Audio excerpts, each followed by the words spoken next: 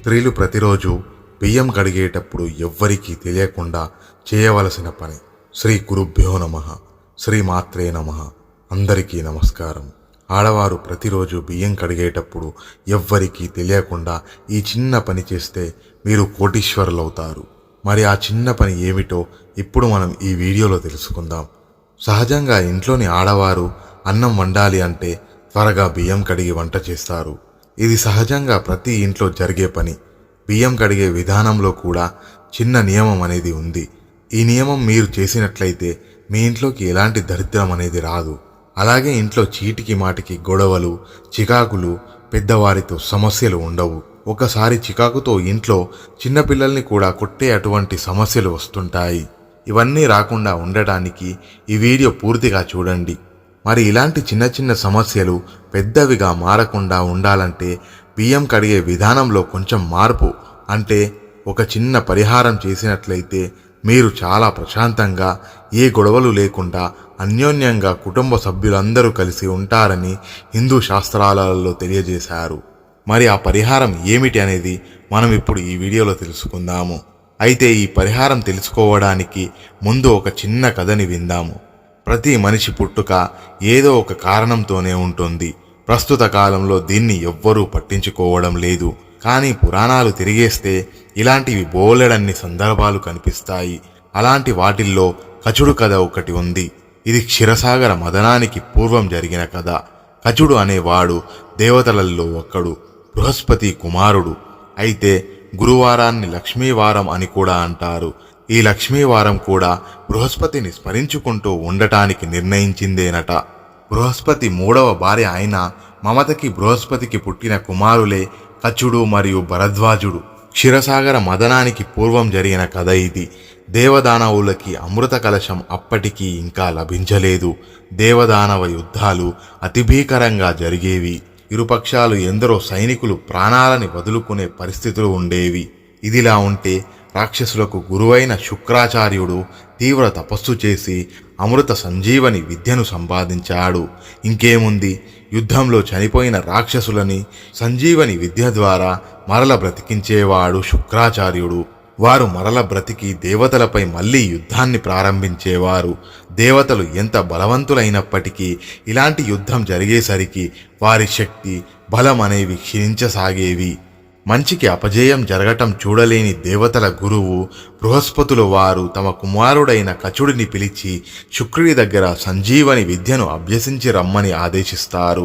యుద్ధం తెలియని కీచకుడికి ఇలాంటి పని చేపట్టమని, అసాధ్య కార్యమును సాధించి రమ్మని ఆదేశిస్తాడు తండ్రి అయిన బృహస్పతి.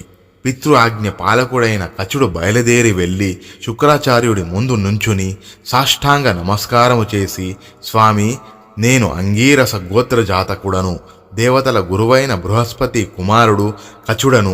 నేను ఒక విద్యార్థినై మీ వద్దకు వచ్చానని ప్రార్థించాడు. కచుడి వినయానికి శుక్రాచార్యుడు సంతోషించి, నాయనా, నీ వినయ విధేయతలే విద్యార్జనకు ప్రథమ సోపానాలు. నీ వంటి అర్హుడిని శిష్యుడిగా స్వీకరించడం నాకు ఆనందదాయకమని తనను ఆశీర్వదించి తన శిష్యులతో చేర్చుకున్నాడు. కానీ రోజు సూర్యోదయానికి ముందే నిద్రలేచి కాలకృత్యాలు తీర్చుకొని స్నానాది కార్యక్రమాలు ముగించుకొని విద్యావందన కార్యక్రమాలు యథావిధిగా చేసేవాడు. తీవ్రమైన బ్రహ్మచార్య నిష్టని అవలంబిస్తూ ఎంతో ప్రీతితో గురుసేవ చేసేవాడు కచుడు. భక్తి ఏకాగ్రతతో వివిధ శాస్త్రాలను అభ్యసించేవాడు. శుక్రాచార్యునికి సంబంధించిన రకరకాల సేవలని క్రమం తప్పకుండా నిర్వర్తించేవాడు. అయితే శుక్రాచార్యులకి అందంగా ఉండే ఒక కుమార్తె ఉండేది. ఆమె పేరు దేవయాని.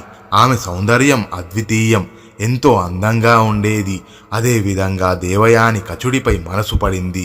కానీ కచుడు కఠోర బ్రహ్మచర్య వ్రతం చేస్తున్నాడు. అతను ఆమెను సరిగ్గా చూడను కూడా చూడలేదు. కచుడు గురుపుత్రి అయిన దేవయానిని ఒక సోదరిగా భావించేవాడు. కచుడు వినయం, సంస్కారం, విధేయత విద్యలపై ఉన్న కుతూహలం కలవాడు. అతన్ని శుక్రునికి ఎంతో ప్రియునిగా చేసింది. కచుడి మంచితనము చూసి అసూయతో మిగతా రాక్షసుల కుమారులందరూ కూడా సమావేశమయ్యి ఇలా అనుకుంటారు, కచుడు మన శత్రువుల పక్షం, వీడికి మృత సంజీవని లభిస్తే అది మనకు అపాయకరమని కనుక కచుడిని చంపేయాలని నిర్ణయించుకుంటారు. శుక్రుడి గోవులను కాచి అడవి నుంచి తిరిగి వస్తున్న కచుడిని వారు నిర్దాక్షిణీయంగా చంపేస్తారు.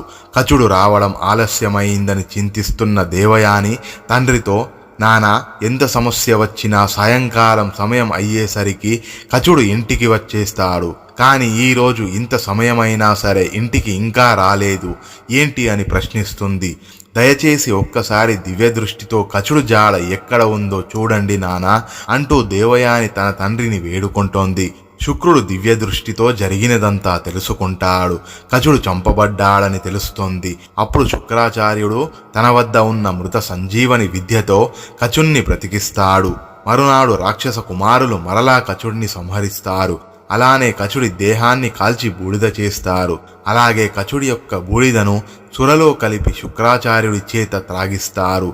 మళ్ళీ ఆ కచుడు ఎంతకీ రాకపోయేసరికి దేవయాని మళ్ళీ తండ్రితో మొరపెట్టుకుంటోంది. శుక్రుడు మళ్ళీ దివ్య దృష్టితో జరిగింది తెలుసుకుంటాడు. ఎంతో బాధపడతాడు. ఆ రాక్షసులు చాలా కిరాతకులు, తెలియకుండా నేనెంత తప్పు చేశాను అనుకుంటాడు. ఈ సురాపానం ఎంత ఘోరమైనదని, దీని మత్తు ప్రభావం వల్ల నాకు వివేకం పూర్తిగా నశించాయి. ఇక ఎవ్వరూ ఇలాంటి తప్పు చేయరాదని ఈ విధంగా కట్టడి చేస్తాడు శుక్రాచార్యుడు. కొంచెమైనప్పటికీ మదిరాపానము చేయకూడదని, అది మహాపాపమని వారికున్న ధర్మ నియమం తెలియజెప్పి మరలా ఇలాంటి తప్పుని ఇంకెప్పుడు చేయరాదు. కానీ తెలిసి చేసినా తెలియక చేసినా తప్పు తప్పే కదా అని చేసిన తప్పుని సర్దిదిద్దుకుంటానని మృత సంజీవని విద్యని తన కడుపులో స్మోక్ష రూపంలో ఉన్న కచుడికి ఉపదేశించి కచుడిని బ్రతికిస్తాడు. కచుడు శుక్రాచార్యుని పొట్టను చీల్చుకుని వచ్చి మృతుడై ఉన్న శుక్రాచార్యుడిని బ్రతికించాడు. కచుడు స్మోక్ష గర్భం నుంచి బయటకు రాగానే గురువు గారిని బ్రతికిస్తాడు. ఇక ప్రణామం చేసి శుక్రుడి వద్ద సెలవు తీసుకుని తిరిగి ఇంటికి బయలుదేరుతాడు. అప్పుడు దేవయాని తన ప్రేమను వ్యక్తపరచి తనను పెళ్లి చేసుకోమని కచుడిని అడుగుతోంది. అప్పుడు కచుడు, ఓ సోదరి, నీవు నా గురువు పుత్రికవు కావున నాకు చెల్లెవి అవుతావు. నీకిట్టి అధర్మ కోరిక కలగరాదని హితవు చెప్పాడు. దాన్ని నిరాకరించిన దేవయాని కచుడిపై కోపంతో శపిస్తుంది. నన్ను హింసించిన ఫలముగా ఈ విద్య నీకు ఉపకరించదు, పో అని శపిస్తుంది. దేవయాని అమాయకత్వాన్ని గుర్తించి కచుడు ఇలా అంటాడు, చెల్లి, విద్య ఎన్నడూ నిరుపయోగం కాదమ్మా. ఈ విద్య నాకు ఉపకరించకపోతేనేమి, అర్హులైన ఇతరులకు నేర్పి వారికి ఉపయోగపడతాను.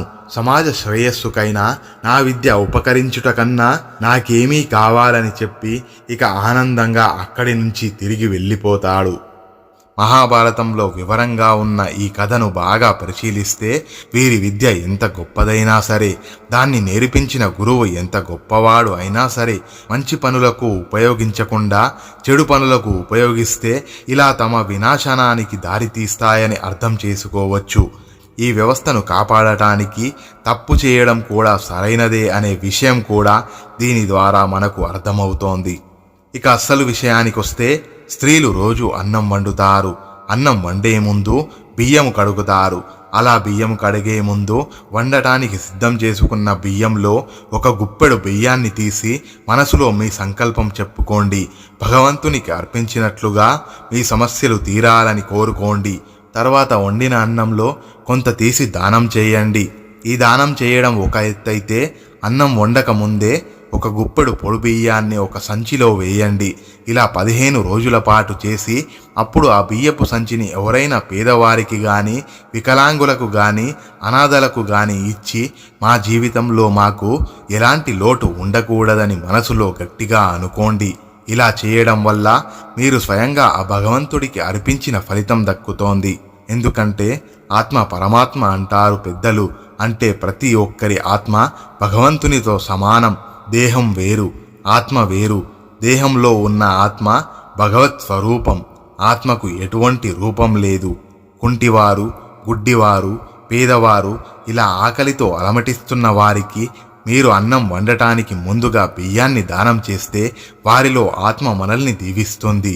వారు ఆహారం కోసం అలమటిస్తున్న సమయంలో మీరు బియ్యాన్ని అందించడం వల్ల వారిలోని పరమాత్మ సంతోషిస్తారు. మీరు సుఖంగా, ఆరోగ్యంగా, అష్టైశ్వర్యాలతో ఉండాలని వారి మనస్సు మిమ్మల్ని దీవిస్తోంది. ఆకలితో ఉన్నవారికి ఎప్పుడు సహాయం చేసినా సరే ఆ సహాయం ఊరికే పోదు. మన పెద్దలు ఇటువంటి విషయాలు ఎన్నో చెప్పారు. ఇలా వండటానికి ముందు ఉంచిన బియ్యాన్ని దానం చేయడం వల్ల మీకు ధనం సిద్ధి కలుగుతోంది. పరమాత్మ దీవెనలు పొందుతారు. ఆయుర ఆరోగ్యాలు లభిస్తాయి. మీ ఇల్లు ఎప్పుడూ కూడా ఆనందంతో కలకలలాడుతోంది. ఈ బియ్యం అనేది ఇంట్లోని ఆడవారు ఒక 10 కేజీలు అయిన తర్వాత ఎవరికైనా దానం చేస్తే మీ ఫలితం అనేది మరింత రెట్టింపు అవుతోంది. ఈ వీడియో కనుక మీకు ఉపయోగపడుతుందనుకుంటే జై శ్రీరామ్ అని కామెంట్ చేయండి. మరో వీడియోలో మళ్ళీ కలుద్దాం. అంతవరకు సెలవు.